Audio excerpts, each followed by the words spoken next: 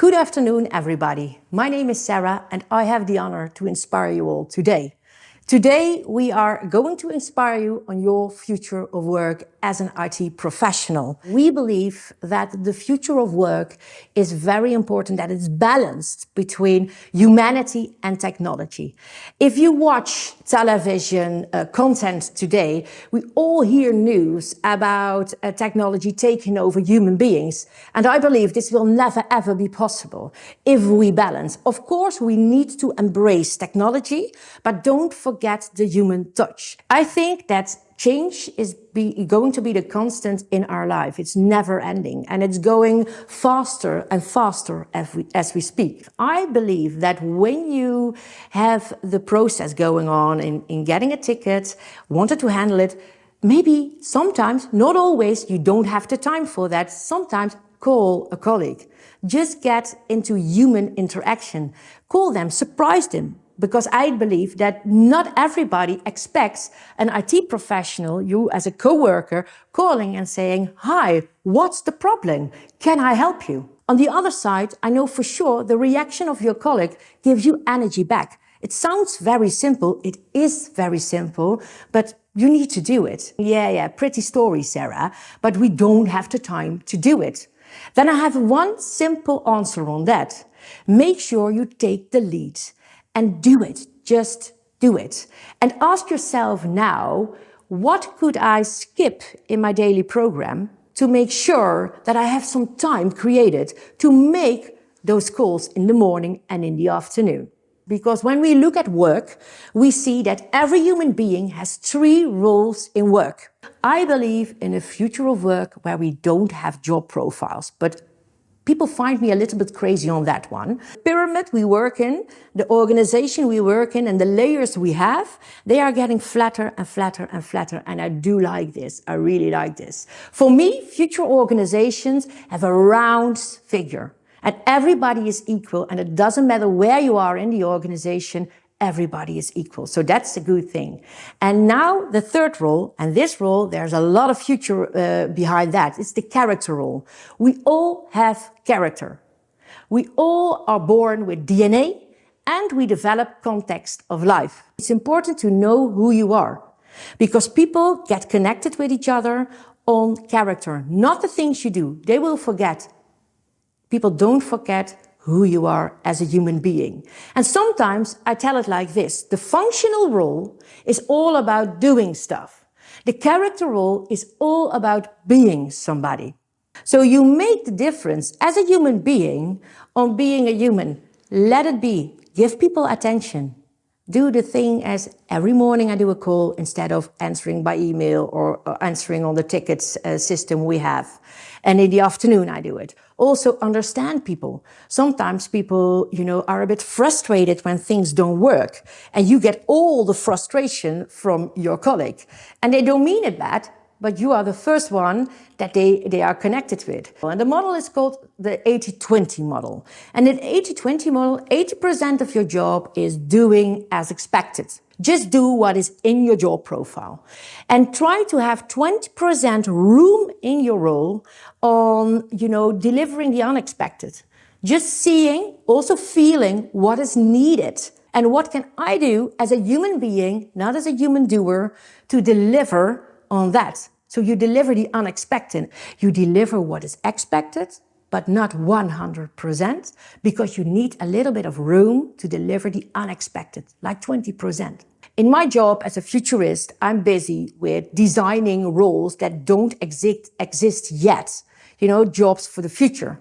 I also predict which jobs could disappear or fade away. If you look at your 80% in your job, so what is expected? Also try to have a look on that in what might disappear towards the future. Because I do think that tech and AI also have impact on your own job. And I know for sure that a role as an IT professional will always stay within companies, but it will be different because your human touch will be getting more and more important. What do people need to be future-proof? And I have one answer on that. And this answer is that curious people always have future. So it's quite simple. If you act curious, then I don't have any doubts of you having a future of work. Please act curious. What I do think is that we live in a world where we move on very transactional, and to be transformative, fluid, you need to be more yourself and also make work enjoyable. And that's, I think, my purpose in life is to make work enjoyable for people. And to give you also a quick ritual that you can use is that, for example, every Friday morning, you plan for yourself in your agenda that you call with somebody else, from abroad, in your own country, and have a good talk about something professional or maybe private, doesn't matter. But you need to plan it. I know that the IT tickets, they will be coming. And you also need to take good care of yourself. And a quick ritual in this one is plan creative innovation time. So get together with a few and the business, involve them upfront, not when the problem is there already, but upfront, and think, okay, we see this going on in the organization. How can we, with IT or with tech, solve this? And not we have a problem, how do we solve this? No, the other way around.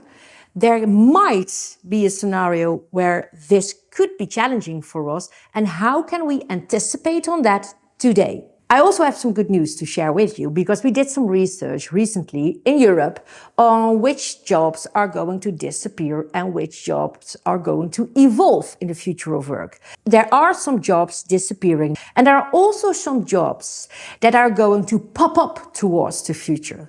So 85 million jobs will disappear, and good news, and 97 jobs will pop up.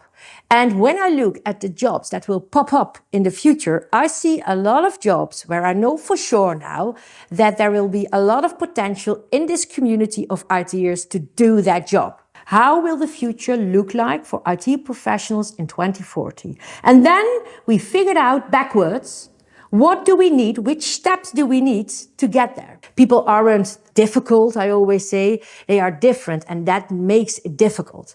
So when we look at Gen Z, I think it's very important that we give those people some space to explore. What I wish for you for the future is that you act curious. Grab something that makes you curious. Find a word today that makes you curious. Look at the Padlets we built quickly today in what do other colleagues mention there. Don't make very big plans. Just try to do little experiments. Try something with the curiosity words you figured out for yourself today and execute it tomorrow in something that you can experiment. For example, I want to be more visible as an IT professional. Twice a day, I will call a colleague instead of answering the ticket via the system. This will make you visible. And try this for 30 days. Hold on to it for 30 days. Don't quit after a week and saying, oh, I'm too scared. People don't like it. I think people don't like it. Just do it. Just try it and let it be. Thank you very much for listening. Take care. And please answer questions. Get the questions going in the upcoming few minutes. Thank you very much.